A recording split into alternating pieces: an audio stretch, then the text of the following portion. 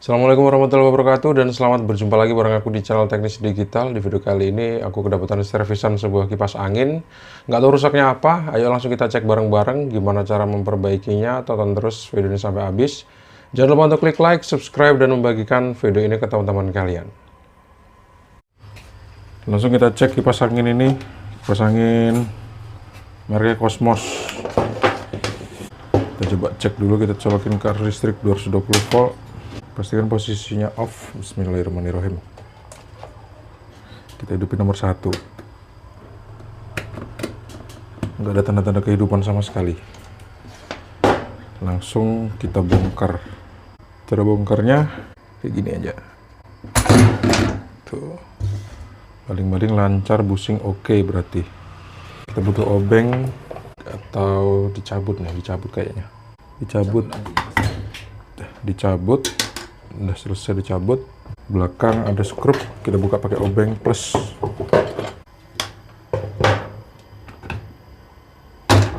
Kita lihat ada yang janggal apa enggak kelihatan sih sebetulnya ada yang janggal apa enggak, tapi caranya kayak gini guys.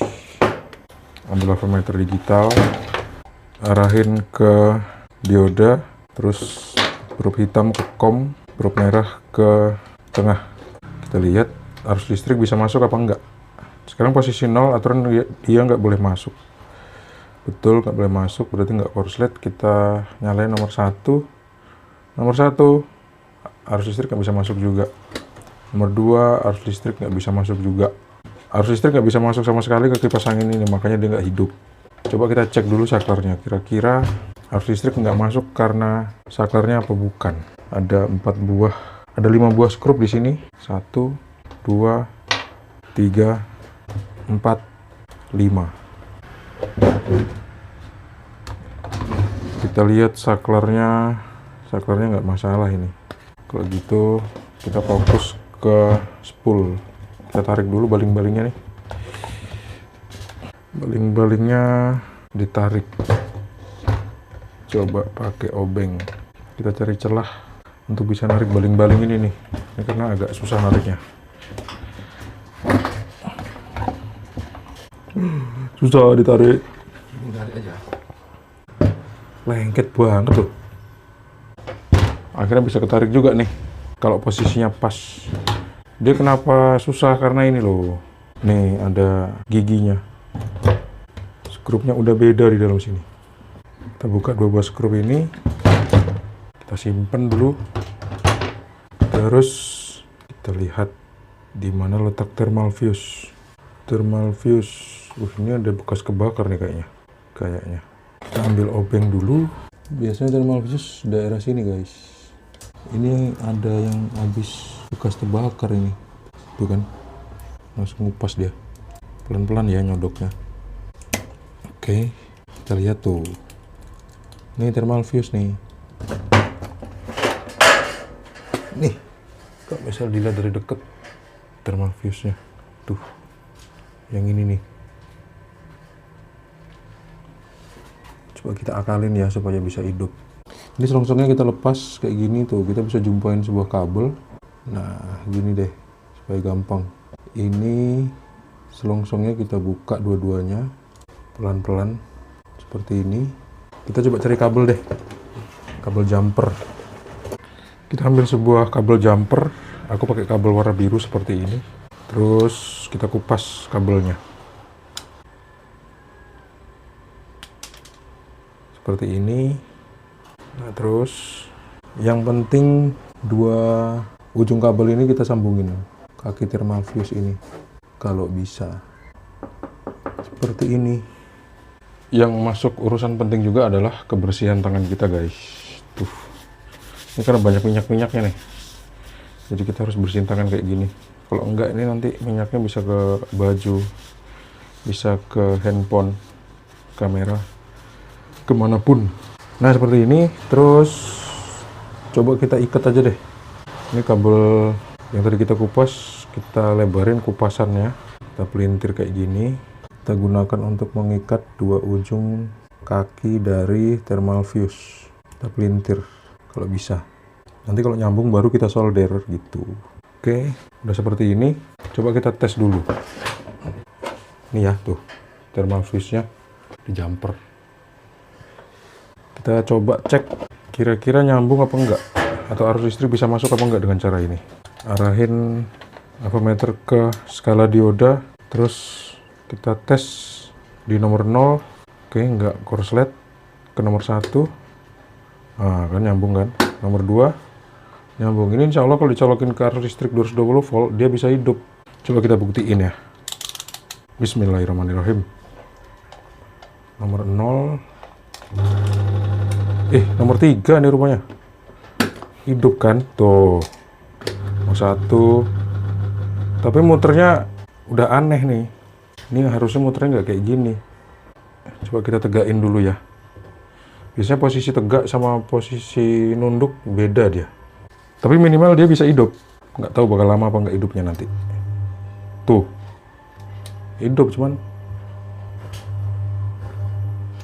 Oh, ini dashboardnya udah almarhum. Mau nggak mau harus di pensiunkan. Pensiun guys. Coba kita cek ya. Nih. Longgar. Bentar. Coba kita ketatin dulu ya. Nah, posisi longgar ini biasanya bikin dia nggak mau muter lancar. Karena posisinya nggak pas. Coba kita kuatin dulu. Oke.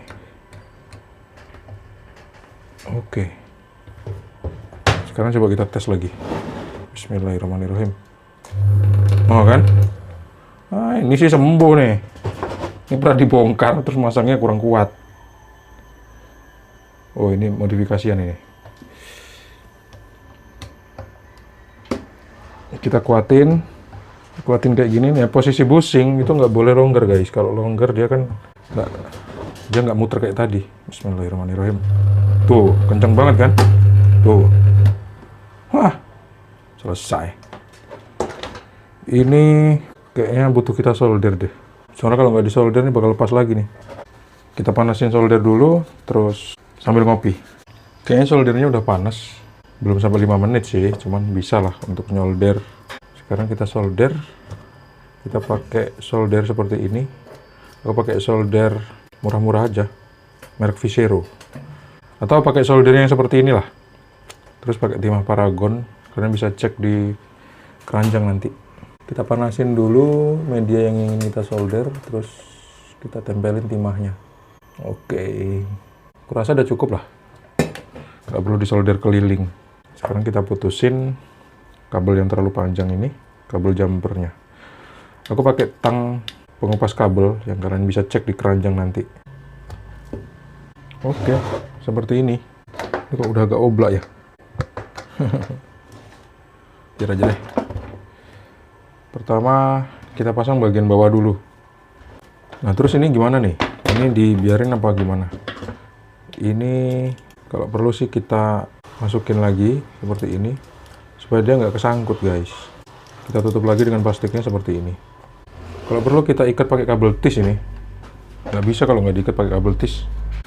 Ambil satu kabel tis, terus masukin seperti ini. Masukin ke sini. Moga aja nyampe deh. Nah, kalau nggak nyampe mau nggak mau kita harus pakai 2 buah kabel tis.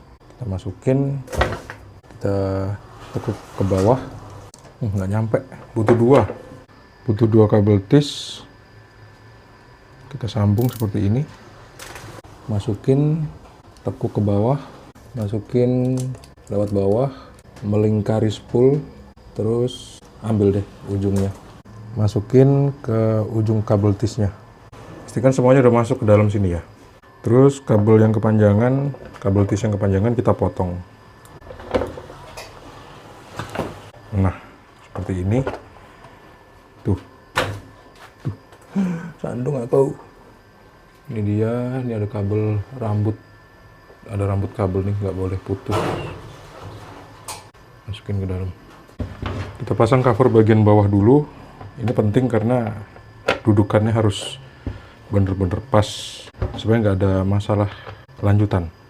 1, 2, 3, 4, 5. Cuman 4 aja guys. Tadi kok 5 ya? Ternyata emang bener 5, sebelumnya 4 karena dia kebalik gitu, jadi posisinya nggak pas. Sekarang udah dipasang semua, posisiin yang bener dulu.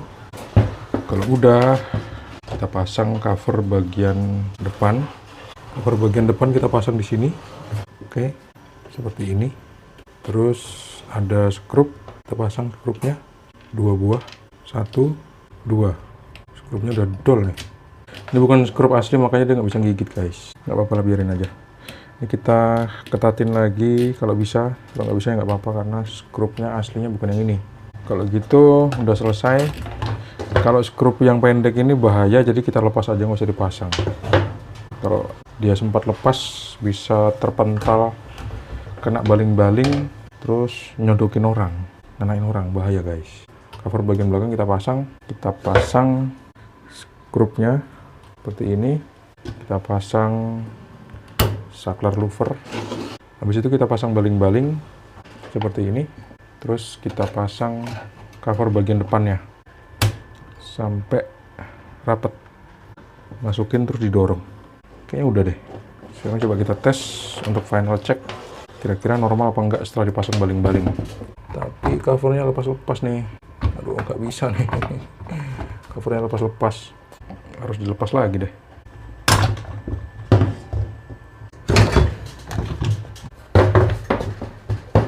Kita tes untuk final check. Bismillahirrahmanirrahim. Colokin ke arus listrik 220 volt. Hidupin nomor 1.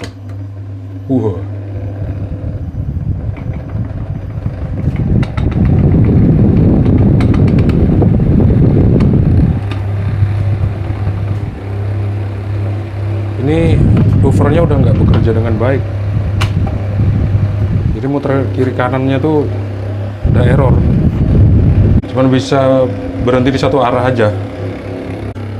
Giginya soalnya udah aus. Nomor 2, oke. Udah sembuh ini. Meskipun sedikit ada suara bunyi-bunyi yang nggak enak. Wajar sih. Bisa dipakai sebelum mati total dan beli kipas angin baru.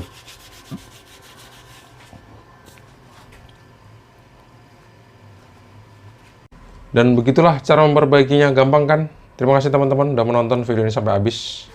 Jangan lupa lagi untuk klik like yang belum ya. Dan jangan lupa juga untuk nyalain tombol lonceng notifikasinya supaya kalian tahu kalau misalnya aku upload video baru dan live streaming dan lain sebagainya.